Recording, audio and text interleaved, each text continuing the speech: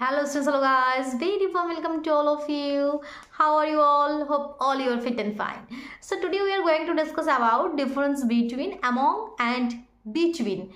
Among এবং between দুটোই কিন্তু প্রিপোজিশন, দুটোর মানেও কিন্তু same.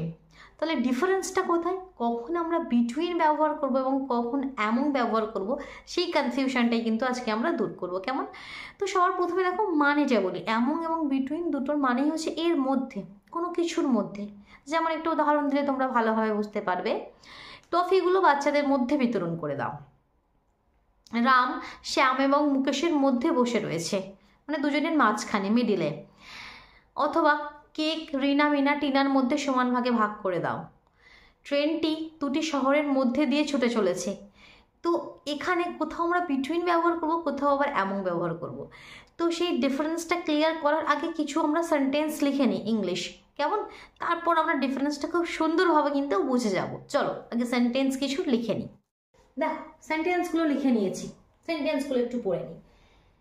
The train is running between two towns.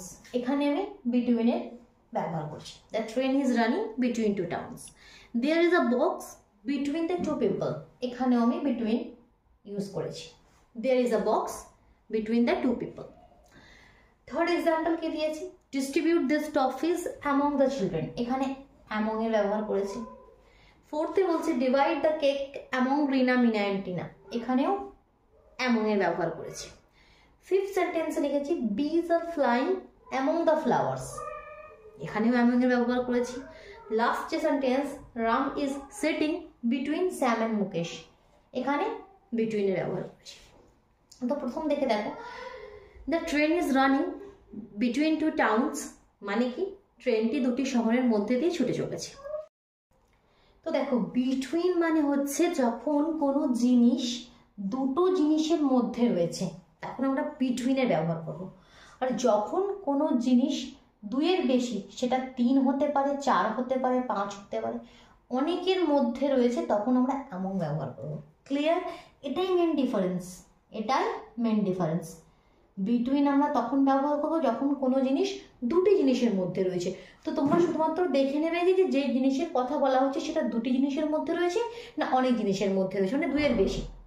তো সেখান থেকে ক্লিয়ার। তো যেমন প্রথম যে আমি এক্সাম্পলটা লিখেছি, the train is running between two towns, দুটি শহরের মধ্যে দিয়ে ছুটে চলেছে, যার জন্য between. There is a box between the two people.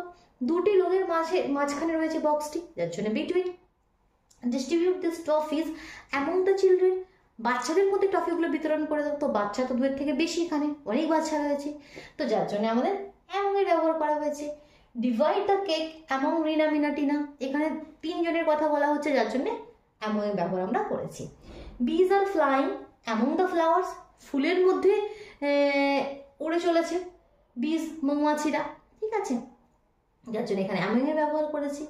Ram is sitting between Sam and Mukesh. কেন লিখলাম? কারণ কি স্যাম এবং মুকেশের মাঝে রয়েছে দুজন এখানে, তার জন্য আমরা বিটুইনের ব্যবহার করলাম। ক্লিয়ার হলো? তোমাদের জন্য একটা সেন্টেন্স বলছি, তো সেটা তোমরা অবশ্যই কমেন্ট বক্সে লিখে জানাও কি হবে। তোমার আর আমার মধ্যে বাচ্চাটি দাঁড়িয়ে রয়েছে। তোমার আর আমার মধ্যে বাচ্চাটি দাঁড়িয়ে রয়েছে, কেমন? এটা তোমাদের জন্য। চলো তাহলে আজকের মতন টাটা।